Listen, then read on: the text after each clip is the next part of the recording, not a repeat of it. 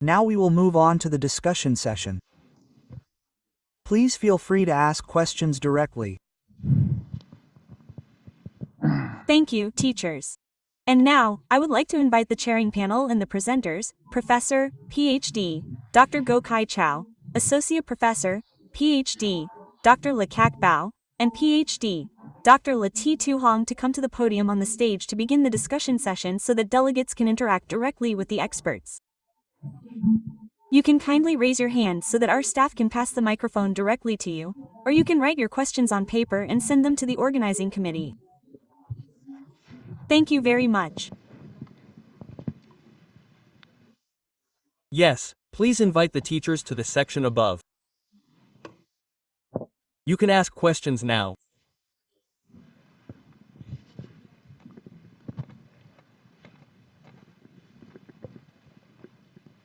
Yes. Does anyone have a question? Yes, please go ahead. Yes, I would like to thank the teachers for their very interesting and informative presentations. I would like to ask one question. I saw in the slides that patients who have previously been infected with shingles or chickenpox should still be vaccinated against shingles or chickenpox. But for a patient who has never been infected with chickenpox but has been vaccinated against chickenpox, do they still need to be vaccinated against shingles? That's all. Thank you. Yes, please, Dr. Hong. Thank you for your question. In fact, shingles and chickenpox are caused by the same agent, the varicella zoster virus. However, they are in two different forms. Chickenpox is a primary infection. We get infected when we are young. Then this virus will remain latent in our nerves, our sensory nerves. And it just waits for the opportunity. When we become weak, it will reactivate. Therefore, being vaccinated against chickenpox does not mean that we should be vaccinated against shingles. Also, regarding the fact that we have already been infected. In fact, over 90% of the world's population has been exposed to it. This exposure means we may or may not have the disease, but we have been exposed. Exposure means that the virus is present in our body. Therefore, chickenpox vaccination does not protect us from the risk of shingles. Yes, let's start with the lady here first, then the gentleman behind. You can. Thank you, Professor. Thank you to the two doctors for their presentations. I would like to ask Dr. Hong, if a patient has already had shingles, how long after recovery can they receive the shingles vaccine?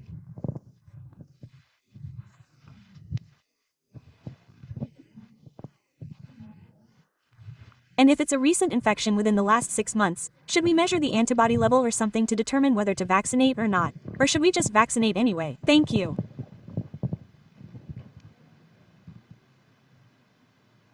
Thank you for your question. Actually, there have been many studies on this issue, and we will evaluate each patient individually.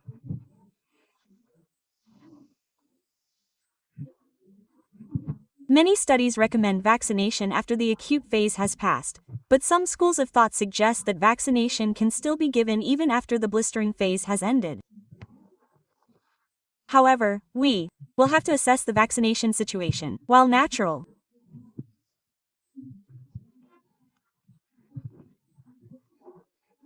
infection does provide antibodies. These antibodies are not as durable or stable as those from vaccination, similar to COVID-19. Therefore, vaccination is necessary. We can vaccinate depending on the situation, whether the patient is in an acute or emergency phase. If it's not an emergency, you can wait until the patient's condition stabilizes before vaccinating, or you can assess the risk. For example, the risk of reinfection. For example, using a single dose of the vaccine, or multiple doses, allows for earlier vaccination. Otherwise, you can wait until the patient is stable before administering the vaccine again. Regarding the timing of vaccination, there's a range from when the blisters heal to several months later. That's all. I'd like to ask Dr. Hong, currently we have 2 RSV vaccines. Could Dr. Hong compare these 2 vaccines?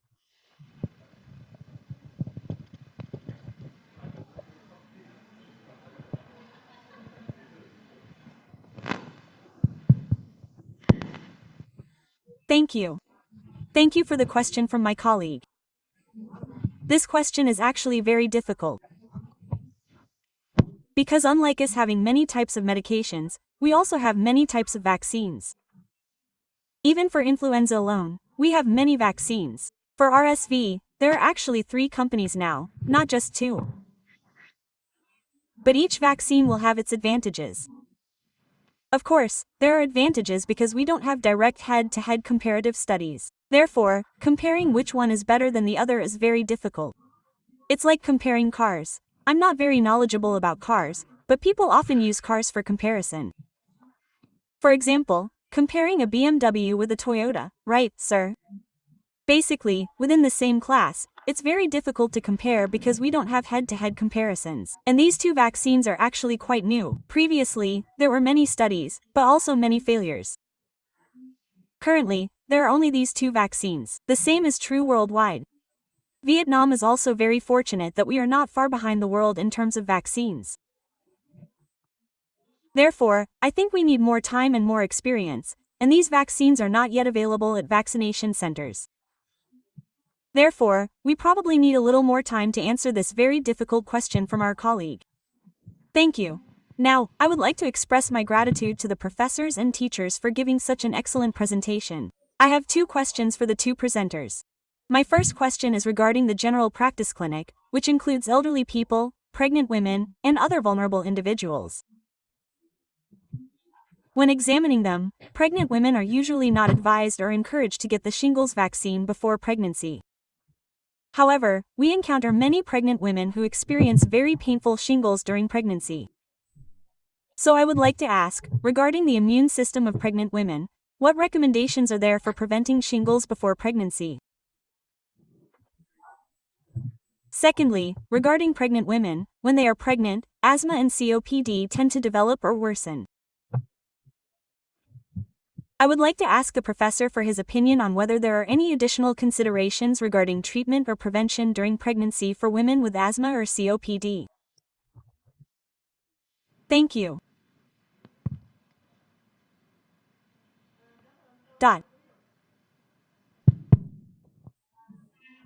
Regarding the 2 vaccines, we know that the indication for the shingles vaccine is for people aged 50 and older, and for people aged 19 and older with underlying diseases.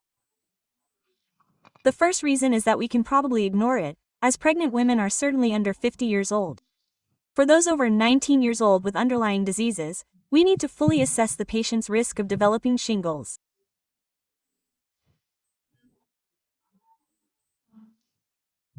Vaccination in pregnant women is a very sensitive issue. We may need to discuss it with the obstetrician as well. Because even though the shingles vaccine is recommended for pregnant women, many doctors are still hesitant.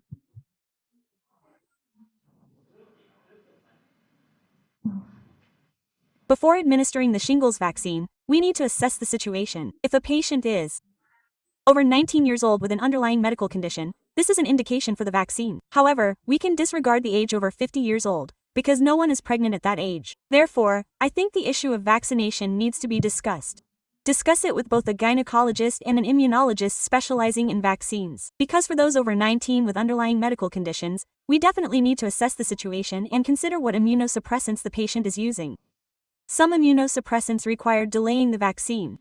So, in the 19+ age group, especially those with immunodeficiency, I think for such difficult situations, we should consult with other specialists rather than trying to provide a definitive answer in this seminar. Depending on the specific situation, if you can provide more details, I can answer or I will consult with others. Regarding the shingles vaccine, it contains an adjuvant and is quite painful for the patient, so we need a thorough assessment.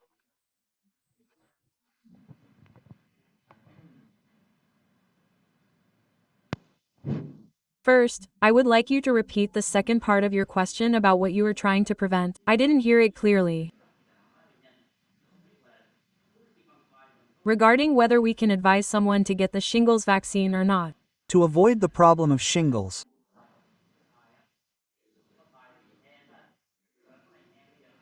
Flaring up, do. You have any additional recommendations or guidelines for pregnant women with asthma or COPD? Okay, let's answer question number 1 first.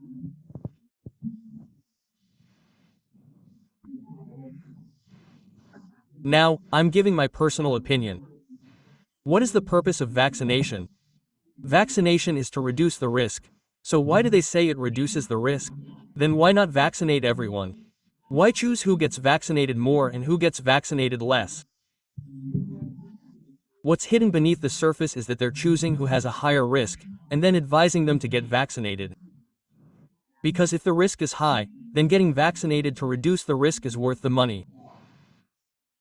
But if the risk is already low, reducing it even further isn't worth the cost. And vaccination is for the community, so the meaning lies in the community aspect. Therefore, they can't just say, vaccinate everyone, every family, regardless of age, regardless of anything. That's point number 1. Now, let's go back to your case. If a woman under 50 has no underlying health conditions, her risk of getting shingles is low. Therefore, there's no indication to tell her to get vaccinated against shingles. But a low risk doesn't mean no risk at all. So at that point, the decision is a personal one. Before, when I wasn't old enough, when I was under 50, did I get the pneumococcal vaccine? Yes, I did. Why? Because even though the risk was low, for me, that low risk was still significant. I still wanted to be better protected. And clearly, we see pregnant patients getting shingles, and it's still unpleasant. So at this point, it's a matter of personal choice, and we have to explain it. For a woman under 50 with no underlying conditions, the risk is very low. But that doesn't mean it's impossible. It's hard to say what's a lot and what's a little. It depends on the individual patient receiving the service. So I think this situation requires individual discussion, because getting 2 doses of the vaccine costs 7 million Vietnamese dongs, which isn't cheap. For some people, 7 million Vietnamese dongs is not a lot, but for others, 7 million Vietnamese dongs is a significant amount, representing their entire maternity allowance. So that's that part. Now, the second part. What advice would you give to pregnant women with asthma? My top advice is absolutely do not stop taking asthma medication while pregnant, for any reason whatsoever. This is a very common tendency among pregnant women. When they're pregnant, they hear advice that the asthma medication contains corticosteroids that will seep into the blood, affect the baby, and cause problems. So they sacrifice their own health to protect the baby's health. That's wrong. Because if they stop the medication, the asthma symptoms will return and cause the baby to lack oxygen. Therefore, I think the only advice is, do not stop or reduce the dosage of asthma medication while pregnant. As for COPD and pregnancy, I haven't encountered that situation, so I can't comment on it. Thank you, Professor Bao. There are some questions for Professor Bao, and first, I'd like to ask Professor Bao and Professor Hong to share more about the use of the triple therapy, as it is not covered by health insurance. What is your experience in advising patients?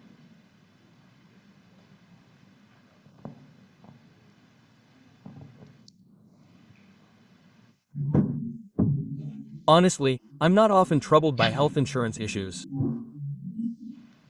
That's the truth. Because when I was a teaching staff member, I wasn't assigned to work in a clinic, and if I was, it was only a private clinic, not a health insurance clinic. So I didn't have much trouble with health insurance issues. And when I work in private practice, there's even less involvement with health insurance. But I think it's just a matter of price and benefits. The health insurance issue makes us think about price as the main factor. But I think analyzing this relationship still requires considering the relationship between the benefits and the costs. And then there's the question of whether the source of funding is from insurance or whether the patient pays out of pocket.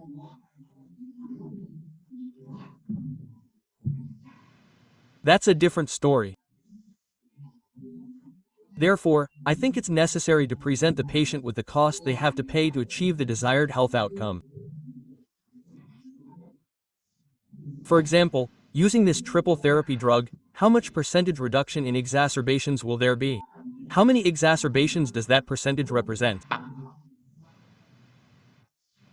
For example, If I say it reduces one exacerbation per year, then I would ask, how much did one exacerbation cost last year? 20 million Vietnamese dongs. So this year, reducing one exacerbation saves 20 million Vietnamese dongs. Paying around 1 million VND for this medication for 12 months, and reducing exacerbations by that much, is it worth it? The important thing is to present the data and information for them to choose. And when talking about health insurance, it's the same story. What is the cost of buying the medication to get the benefit, and which is greater, the cost or the benefit? And then there's the question of whether the government pays or not. If the government pays, how does that work? But if the patient really doesn't have money, then no matter what you say, they won't have the money. The context here is that they have the money but don't want to spend it, right? So we try to persuade them to spend the money. Having worked with patients for a long time, I've seen that patients place a lot of trust in doctors. Once a doctor says to use it, and they have faith, if they have the money, they will pay, not because they don't have the money, but because they don't want to spend it. Therefore, if the training focuses on how to advise patients to pay out of pocket, and if you keep talking about that, I would say that if doctors are like that, patients won't trust them much, so they have to be persuaded repeatedly.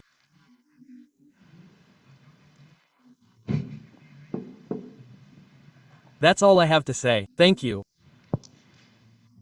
Now, there's also a question for Dr. Hong. Why is the vaccination rate for the elderly against CVD still low? How can this situation be improved? Does Dr. Hong have any further suggestions in addition to what she has already presented? After that, we will invite Dr. Duck to prepare to answer further questions. Thank you, sir. This is a very difficult question that a colleague has asked. In fact, UNICEF has a concept related to 6 points, 6 barriers to our vaccination program. The first barrier is the patient's awareness. The second barrier is the convenience of the intention. The first barrier is the intention. The second barrier is convenience. There are 6 barriers in total, related to vaccination points, related to post-vaccination services, and also related to administrative procedures. There are many points, and each point has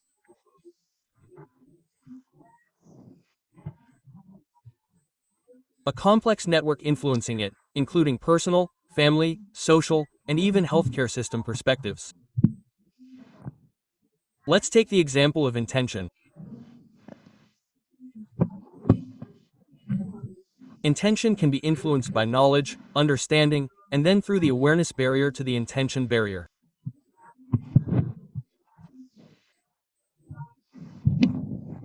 For example, in my case, I have the knowledge and awareness, but from having the intention to actually implementing it, there are 3 or 4 steps. And one of those steps involves the cost. Actually, among these 6 points, there's the price factor. In fact, I got vaccinated because Professor Knock reminded me. He kept reminding me. He asked me why. Why, even though I had the knowledge and there was support regarding the price, I still hadn't gotten vaccinated. From the intention to the actual act of getting vaccinated, it's a whole process. So I think we need to understand where the obstacles are at each point and then address them. For example, if there's a lack of knowledge among staff, patients, or healthcare workers, then we need to intervene by providing knowledge.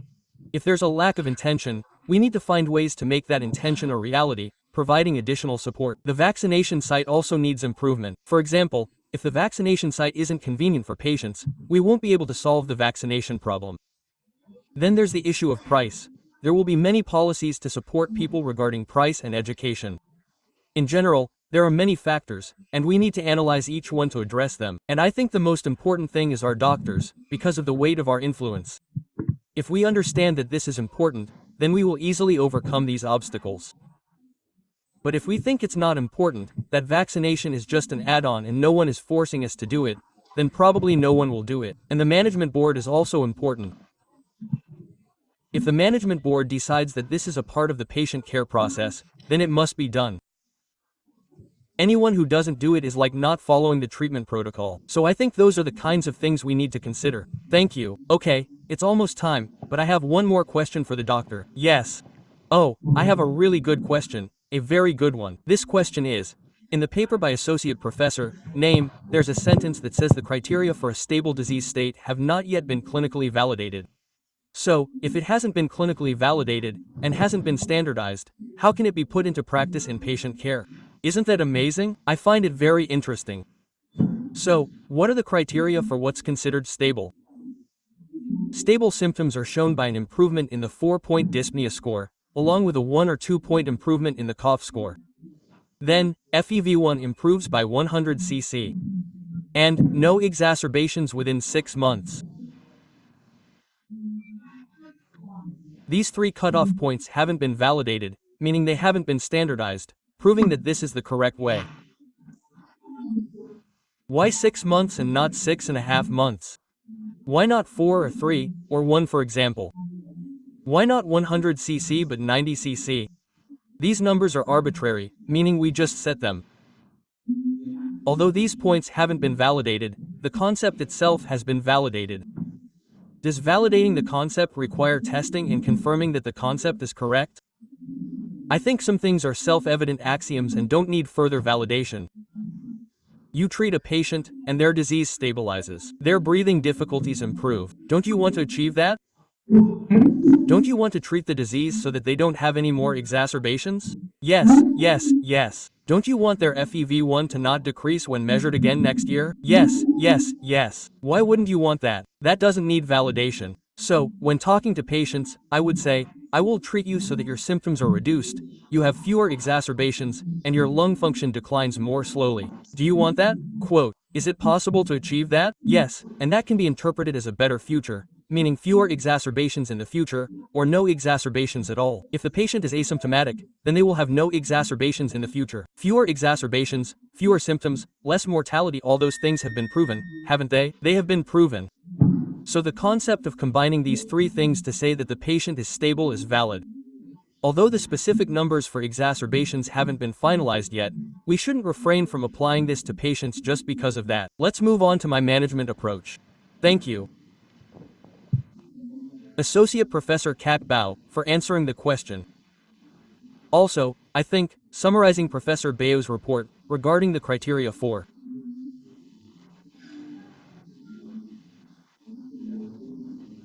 discussing patient cases, I think that with the current conditions, with the presence of the 3rd-generation drugs, especially today we are discussing the very good 3rd-generation drugs from FFV Maker V, it helps improve the points that Dr. V mentioned, helping patients achieve stability.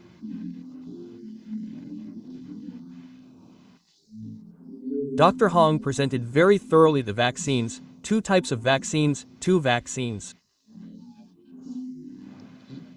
Zoster and varicella. The names are quite similar. According to the pharmaceutical terminology, it's called varicella, but I think it's okay to have a slight mix-up in terminology, because both are necessary. And today, after that, the discussions and exchanges from the colleagues were also very insightful regarding vaccines, and I clearly see a shift in the thinking and practice of the doctors, which is very positive. Besides the fact that we try to treat patients when they come to us with COPD or asthma exacerbations, we need to find ways to ensure that patients have fewer exacerbations and require less hospitalization. Yes, prevention. Prevention here involves many things, including regular medication for prevention. The factors that trigger exacerbation stem from issues such as counseling on tobacco and cigarette addiction, preventing exposure to smoke and dust in polluted environments, and advising people not to exercise outdoors when air pollution levels reach 200. If they insist on exercising outdoors, they will only experience an early acute exacerbation.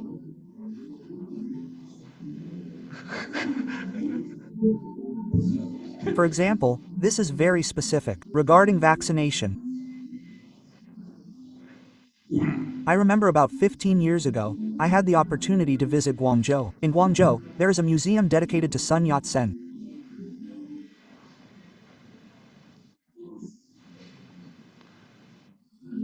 Below the statue of Sun Yat-sen, there is a quote, "Before Sun Yat-sen led the Chinese Revolution, he was a doctor." Why did he then turn to revolution? Because he realized that as a doctor, he could save only a few people, but through revolution, he could save many more.